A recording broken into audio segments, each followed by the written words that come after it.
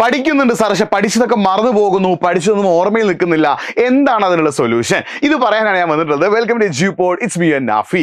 നിങ്ങൾ നന്നായിട്ട് പഠിക്കുന്നുണ്ട്, പഠിച്ചത് മറന്നു പോകുന്നതിനുള്ള പ്രധാനപ്പെട്ട കാരണം നിങ്ങൾ പ്രോപ്പറായിട്ട് റിവൈസ് ചെയ്യാത്തതുകൊണ്ടാണ്, അല്ലെങ്കിൽ ആക്റ്റീവ്ലി റീകോൾ ചെയ്യാത്തതുകൊണ്ടാണ്. നിങ്ങൾക്ക് പഠിച്ച കാര്യങ്ങൾ ഓർമ്മയിൽ നിൽക്കണമെങ്കിൽ നിങ്ങൾ ആക്റ്റീവ് റീകോൾ നിർബന്ധമായിട്ടും ചെയ്യണം എന്നുള്ള കാര്യമാണ് ഞാൻ പറയുന്നത്. സോ എന്താണ് ആക്റ്റീവ് റീകോൾ? ആക്റ്റീവ് റീകോൾ എങ്ങനെയാണ് പഠിച്ച കാര്യം ഓർമ്മയിൽ എത്തിക്കുക? നമുക്ക് നോക്കാം. Welcome to Edupod. It's me Nafi. എല്ലാവർക്കും മക്കളെ എഡ്യൂപോഡിലേക്ക് സ്വാഗതം. ഞാൻ നിങ്ങളുടെ നാഫി. അപ്പോൾ ഈ ഒരു വീഡിയോയുടെ താഴെ നിങ്ങൾ ദിവസം എത്ര സമയം പഠിക്കാറുണ്ട്, രാവിലെയാണോ രാത്രിയാണോ പഠിക്കുന്ന ഒരു കാര്യം കൂടി നിങ്ങൾ എന്ത് ചെയ്യുക, ഒന്ന് കമന്റ് ബോക്സ് ടൈപ്പ് ചെയ്യുക. അപ്പോൾ ആക്റ്റീവ് റീകോൾ എന്ന് പറഞ്ഞാൽ നിങ്ങൾ ആക്റ്റീവ് റീകോൾ ചെയ്യുന്നതിന് മുന്നേ നിങ്ങൾ ചില കാര്യങ്ങൾ കൂടി എന്ത് ചെയ്യണം, ഫോളോ ചെയ്യണം കേട്ടോ. ശ്രദ്ധിക്കണം. എന്താണ് ആക്റ്റീവ് റീകോൾ ചെയ്യുന്നതിന് മുന്നേ നിങ്ങൾ ചില കാര്യങ്ങൾ ഫോളോ ചെയ്യണം. അതായത് നിങ്ങൾ പഠിക്കുന്ന കാര്യങ്ങൾ. ഒരു എക്സാമ്പിൾ നമ്മൾ പറയുകയാണെങ്കിൽ, ഈ ആക്റ്റീവ് റീകോൾ എന്ന് പറയുകയാണെങ്കിൽ, നിങ്ങൾ പഠിക്കുമ്പോൾ 3 മണിക്കൂറാണ് പഠിക്കാനിരിക്കുന്നതെങ്കിൽ നിങ്ങൾ എന്ത് ചെയ്യണം, ആ പഠന സമയത്തെ 1 ഹവറിന്റെ 3 സെഷൻസ് ആക്കിയിട്ട് എന്ത് ചെയ്യണം, മാറ്റണം. 3 മണിക്കൂറാണ് നിങ്ങൾ പഠിക്കാനിരിക്കുന്നതെങ്കിൽ അതിനെ 1 ഹവറിന്റെ 3 സെഷൻസ് ആക്കി നിങ്ങൾ എന്ത് ചെയ്യണം, മാറ്റണം. എന്നിട്ട് ഓരോ മണിക്കൂർ പഠിച്ചതിന് ശേഷവും ഒരു 5 മിനിറ്റ് നിങ്ങൾ എന്ത് ചെയ്യണം, ബ്രേക്ക് എടുക്കണം. ഓരോ മണിക്കൂർ പഠിച്ചതിന് ശേഷം നിങ്ങൾ എന്ത് ചെയ്യണം, 5 മണിക്കൂർ ബ്രേക്ക് എടുക്കണം. എന്നിട്ട് നിങ്ങൾ ശ്രദ്ധിക്കണം മറ്റൊരു പ്രധാനപ്പെട്ട കാര്യം, ആദ്യത്തെ 1 മണിക്കൂർ നിങ്ങൾ പഠിക്കുന്ന സബ്ജക്റ്റ് ആവരുത് അടുത്തൊരു മണിക്കൂർ പഠിക്കുന്നത്, ആ സബ്ജക്റ്റ് ആവരുത് അടുത്തൊരു മണിക്കൂർ പഠിക്കുന്നത്. നിങ്ങൾ 3 മണിക്കൂർ പഠിക്കുന്നുണ്ടെങ്കിൽ ആ 3 സബ്ജക്റ്റും 3 ഡിഫറെന്റ് സബ്ജക്റ്റ് ആയിരിക്കണം. ഇനി എന്താണ് ആക്റ്റീവ് റീകോൾ എന്ന് പറഞ്ഞാൽ, നിങ്ങൾ പഠിച്ച കാര്യങ്ങൾ റീകോൾ ചെയ്തെടുക്കുക. ഫോർ എക്സാമ്പിൾ നമ്മൾ പറയുകയാണെങ്കിൽ, മൺഡേ നിങ്ങൾ എന്ത് ചെയ്തു, ഒരു ഇംഗ്ലീഷ് പഠിച്ചു എന്ന് വിചാരിക്കുക. മൺഡേ നിങ്ങൾ എന്ത് ചെയ്യാണ്, ഇംഗ്ലീഷ് പഠിച്ചു എന്ന് വിചാരിക്കുക. മൺഡേ പഠിച്ച ഇംഗ്ലീഷ് അന്ന് നിങ്ങളുടെ തലയിലുണ്ടാവും, പക്ഷെ ചൊവ്വാഴ്ചയും ബുധനാഴ്ചയും ആകുമ്പോൾ അത് മറന്നുപോകും. അപ്പോൾ ഈ ആക്റ്റീവ് റീകോൾ എന്ന് പറഞ്ഞാൽ എന്താ, നിങ്ങൾ പഠിച്ച കാര്യങ്ങൾ എന്ത് ചെയ്യുക, ഓർത്തെടുക്കുക. നിങ്ങൾ കുളിക്കുമ്പോൾ, നിങ്ങൾ ഭക്ഷണം കഴിക്കുമ്പോൾ, നിങ്ങൾ സ്കൂളിലേക്ക് നടക്കുമ്പോൾ, നിങ്ങൾ പിന്നെ എങ്ങോട്ട് വെറുതെ ഇരിക്കുമ്പോൾ, ആ സമയത്തൊക്കെ എന്ത് ചെയ്യുന്നു, പഠിച്ച കാര്യങ്ങൾ ടെക്സ്റ്റ് ബുക്ക് ഇല്ലാതെ നിങ്ങൾ എന്ത് ചെയ്യുന്നു, ഓർത്തെടുക്കുന്നു. അതിന് വിളിക്കുന്ന പേരാണ് ആക്റ്റീവ് റീകോൾ. ഇപ്പൊ നിങ്ങൾ ഒരു സാധനം ആക്റ്റീവ്ലി റീകോൾ ചെയ്യാൻ ശ്രമിക്കുമ്പോൾ അത് കംപ്ലീറ്റ് ആയിട്ട് ഓർമ്മ വരണമെന്നില്ല. ചിലപ്പോൾ എന്തെങ്കിലും കുറച്ചൊക്കെ മറന്നു. അപ്പോൾ നിങ്ങൾ എന്ത് ചെയ്യുക, ആദ്യം നിങ്ങൾ ടെക്സ്റ്റ് ബുക്ക് ഇല്ലാതെ ഒന്ന് ഓർത്തെടുക്കാൻ ശ്രമിക്കുക. എന്നിട്ട് നിങ്ങൾ എന്ത് ചെയ്യുന്നു, ടെക്സ്റ്റ് ബുക്ക് എടുത്തിട്ട് ഏത് ഭാഗമാണോ മറന്നുപോയത് അതൊന്നുകൂടി വായിക്കുന്നു, അല്ലെങ്കിൽ ആ ഭാഗം ഒന്നുകൂടി എഴുതുന്നു.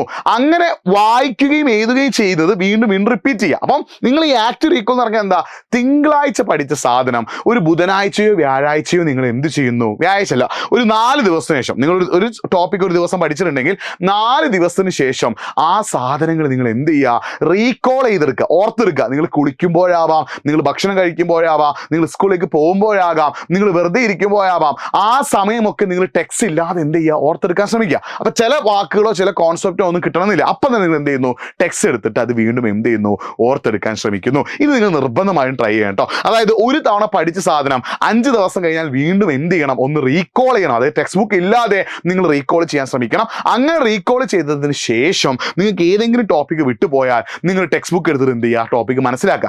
ഈ റീകോളിങ് ഓരോ വീക്കിലും നിങ്ങൾ എന്ത് ചെയ്യണം, റിപ്പീറ്റ് ചെയ്യണം. അതായത് എല്ലാ വെള്ളിയാഴ്ചയും നിങ്ങൾ എന്ത് ചെയ്യുക, ഒരു എക്സാമ്പിൾ പറയുകയാണെങ്കിൽ ഒരു ഡേ നിങ്ങൾ റീകോൾ ചെയ്തിട്ടുണ്ടെങ്കിൽ നെക്സ്റ്റ് വീക്ക് ആ റീകോൾ ചെയ്ത സംഭവം വീണ്ടും ഒന്ന് റീകോൾ ചെയ്യാൻ ശ്രമിക്കുക. അതായത് നിങ്ങൾ എല്ലാ ആഴ്ചയും എന്ത് ചെയ്യണം, പഠിച്ച കാര്യങ്ങൾ ഇങ്ങനെ റീകോൾ ചെയ്യണം. ടെക്സ്റ്റ് ബുക്ക് ഇല്ലാതെ മറന്നു പോകുന്ന കോൺസെപ്റ്റുകൾ എന്ത് ചെയ്യുക, അല്ലെങ്കിൽ റീകോൾ ചെയ്യുമ്പോൾ കിട്ടാത്ത കോൺസെപ്റ്റുകൾ എന്ത് ചെയ്യുക, ടെക്സ്റ്റ് ബുക്ക് വെച്ച് വീണ്ടും അത് മനസ്സിലാക്കി എടുക്കുക. ഇങ്ങനെ പഠിച്ച കാര്യങ്ങൾ ഇടയ്ക്കിടയ്ക്ക് റിവൈസ് ചെയ്ത് റീകോൾ ചെയ്തെടുത്താൽ മാത്രമേ നിങ്ങൾക്ക് എന്ത് ചെയ്യാൻ പറ്റുള്ളൂ, ഓർമ്മയിൽ നിൽക്കുള്ളൂ. അല്ലാതെ നിങ്ങൾ ജൂൺ പഠിച്ചിട്ട് പിന്നെ സെപ്റ്റംബറിലാണ് നിങ്ങളത് വീണ്ടും നോക്കുന്നെങ്കിൽ നിങ്ങൾക്ക് ഒരിക്കലും അത് ഓർമ്മയിൽ നിൽക്കില്ല. പഠിച്ച കാര്യങ്ങൾ ഓർമ്മയിൽ നിൽക്കണമെങ്കിൽ അത് ഇടയ്ക്കിടയ്ക്ക് എന്ത് ചെയ്യണം, റീകോൾ ചെയ്യണം. പിന്നെ നിങ്ങൾ ലാംഗ്വേജ് ഒക്കെ പഠിക്കുമ്പോൾ എന്ത് ചെയ്യുക, സമ്മറൈസ് ചെയ്യുക. അതായത് പഠിച്ച കാര്യങ്ങൾ എന്ത് ചെയ്യുക, സമ്മറൈസ് ചെയ്ത് വെക്കുക. പിന്നെ നിങ്ങൾക്ക് പഠിച്ച കാര്യങ്ങൾ മറന്നു പോകാതിരിക്കാനുള്ള മറ്റൊരു ടെക്നിക്കാണ് എന്ത്, ടീച്ചിങ് അതേഴ്സ്. നിങ്ങൾ സ്കൂളിൽ ഫ്രീ പീരീഡ് ഒക്കെ ഉണ്ടാകുമ്പോൾ, നിങ്ങൾ സ്കൂളിൽ ഫ്രണ്ട്സൊക്കെ കൂടിയിരിക്കുമ്പോൾ നിങ്ങൾക്ക് വേണമെങ്കിൽ എന്ത് ചെയ്യാം, ഇന്ന് ഞാൻ ഈ ടോപ്പിക്കാണ് പഠിച്ചത് നിങ്ങൾക്ക് പറഞ്ഞു തരാം. അത് നിങ്ങൾ പഠിച്ച കാര്യങ്ങൾ മറന്നു പോകാതിരിക്കാനായിട്ട് ചെയ്യാൻ പറ്റുന്ന മറ്റൊരു ടെക്നിക്കാണ് എന്ത്, മറ്റൊരാളെ പഠിപ്പിക്കുക. നിങ്ങൾ സ്കൂൾ ഫ്രീ സമയമുള്ളപ്പോൾ, സ്കൂളോ പിന്നെ വെറുതെ ഇരിക്കുന്ന സമയത്ത് എന്ത് ചെയ്യുക, മറ്റൊരാളെ എന്ത് ചെയ്യുക, നിങ്ങൾ പഠിപ്പിക്കട്ടെ. അതായത് നിനക്ക് ഞാൻ ഈ കാര്യങ്ങൾ പറഞ്ഞു തരാം, നിനക്ക് ഈ കാര്യങ്ങൾ പഠിപ്പിച്ചു തരാം എന്ന് പറഞ്ഞിട്ട് എന്ത് ചെയ്യുക, മറ്റൊരാളെ പഠിപ്പിക്കുക. അതേപോലെ തന്നെ പരമാവധി ക്വസ്റ്റ്യൻസ് പ്രാക്ടീസ് ചെയ്യാം. അല്ലെ, നിങ്ങൾ ഈ പഠിച്ച കാര്യങ്ങൾ ആ കോൺസെപ്റ്റുമായി ബന്ധപ്പെട്ടിട്ട് ഒരുപാട് ക്വസ്റ്റ്യൻസ് ഉണ്ടാവും. ആ ക്വസ്റ്റ്യൻസിന്റെ ആൻസർ എഴുതുമ്പോഴോ ആൻസർ പറയുമ്പോഴോ നിങ്ങൾക്ക് എന്ത് ചെയ്യും, ആ കോൺസെപ്റ്റ് വീണ്ടും വീണ്ടും ഓർമ്മയിൽ വരും. അപ്പൊ നിങ്ങൾ ഒരു സബ്ജക്റ്റിൽ നിങ്ങൾ ഒരു കോൺസെപ്റ്റ് പഠിച്ചു എന്ന് വിചാരിക്കുക.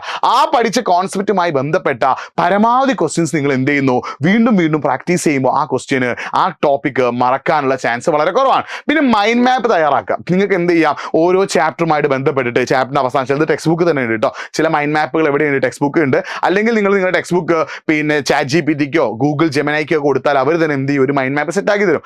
ആ മൈൻഡ് മാപ്പ് നോക്കിയിട്ട് നിങ്ങൾ അതിൽ ഏതൊക്കെ ടോപ്പിക് പഠിച്ചിട്ടുണ്ട്, ആ പഠിച്ച ടോപ്പിക്കുകളിൽ ഏതൊക്കെ നിങ്ങൾക്ക് റീകോൾ ചെയ്യാൻ പറ്റുന്ന നിങ്ങൾ ഒന്ന് ടിക്ക് ചെയ്യുക. ഇത് റീകോൾ ചെയ്യാൻ പറ്റുന്ന ടോപ്പിക്കുകൾ വീണ്ടും വീണ്ടും നിങ്ങൾ എന്ത് ചെയ്യുക, പഠിക്കാനും തയ്യാറാവുക. ഇനി നിങ്ങൾക്ക് പഠിച്ചത് മറക്കാതിരിക്കാനുള്ള മറ്റൊരു ടെക്നിക്കാണ് എന്ത്, പഠിക്കുന്ന കാര്യങ്ങൾ എസ്പെഷ്യലി തിയറി സബ്ജക്റ്റ് ആണ് കൂടുതൽ യൂസ് ആവുക. ഈ തിയറി സബ്ജക്റ്റ് ഒക്കെ, അതായത് പ്രോബ്ലംസ് ഇല്ലാത്ത തിയറി സബ്ജക്റ്റ് ഒക്കെ നിങ്ങൾ എന്ത് ചെയ്യുക, എഴുതി പഠിക്കുക. പഠിച്ചത് മറന്നു പോകാതിരിക്കാനായിട്ട് നിങ്ങൾ എന്ത് ചെയ്യുക, എഴുതി പഠിക്കുക. പഠിക്കുന്ന കാര്യങ്ങൾ കുറെ കൂടി ഉച്ചത്തിൽ വായിച്ച് പഠിക്കുക. പഠിക്കുന്ന കാര്യങ്ങൾ കുറെ കൂടി ഉച്ചത്തിൽ വായിച്ച് പഠിക്കുക, എഴുതി പഠിക്കുക. ഈ കാര്യങ്ങളൊക്കെ നിങ്ങൾക്ക് എന്ത് ചെയ്യാൻ പറ്റും, ചെയ്യാൻ പറ്റും കേട്ടോ. അപ്പൊ മക്കളെ, നിങ്ങൾ ചെയ്യേണ്ട പ്രധാനപ്പെട്ട കാര്യമാണ് എന്ത്, നിങ്ങൾ ഓരോ ചാപ്റ്ററിൻ്റെയും, നിങ്ങൾ പഠിക്കുന്ന ഓരോ ചാപ്റ്ററിൻ്റെയും ഒരു സമ്മറി, അല്ലെങ്കിൽ ആ ചാപ്റ്ററിൽ എന്തൊക്കെയാണ് പഠിക്കാനുള്ളത്, ആ ചാപ്റ്ററിൽ എന്തൊക്കെയാണ് ഇമ്പോർട്ടൻറ്റ് ടോപ്പിക് എന്നുള്ളൊരു ഐഡിയ നിങ്ങൾക്ക് വേണം. ആ ടോപ്പിക് ഓരോന്നും നിങ്ങൾ ഓരോ ദിവസവും റീകോൾ ചെയ്യട്ടെ. അതായത് നിങ്ങളിപ്പോൾ ഒരു 4 ദിവസം കൊണ്ട് ഒരു ചാപ്റ്റർ പഠിച്ചു തീർത്തു എന്ന് വിചാരിക്കുക. ആ ചാപ്റ്ററിലുള്ള ടോപ്പിക്കുകളൊക്കെ നിങ്ങൾ എന്ത് ചെയ്യണം, ഇടയ്ക്കിടയ്ക്ക് റീകോൾ ചെയ്യണം. അപ്പോൾ ആ റീകോൾ ചെയ്യണമെങ്കിൽ ആ ചാപ്റ്ററിലെ സമ്മറിയെക്കുറിച്ച് നിങ്ങൾക്ക് എന്ത് വേണം, ഒരു ഐഡിയ വേണം. അപ്പം മക്കളെ, ഈ രീതിയിലൊക്കെ ഒന്ന് പഠിച്ചു നോക്കൂ. ചിലപ്പോൾ നിങ്ങൾക്ക് പഠിച്ച കാര്യങ്ങളൊന്നും ഓർമ്മ വരും. അതായത് ഒരു ദിവസം പഠിച്ചിട്ട് പിന്നെ എക്സാമിന്റെ തലേന്ന് പഠിച്ചാൽ നിങ്ങൾക്ക് ഓർമ്മയിൽ നിൽക്കില്ല. പഠിക്കുന്ന കാര്യങ്ങൾ ഇടയ്ക്കിടയ്ക്ക് റീകോൾ ചെയ്യണം. മറ്റുള്ളവരെ പഠിപ്പിക്കാൻ ശ്രമിക്കുക.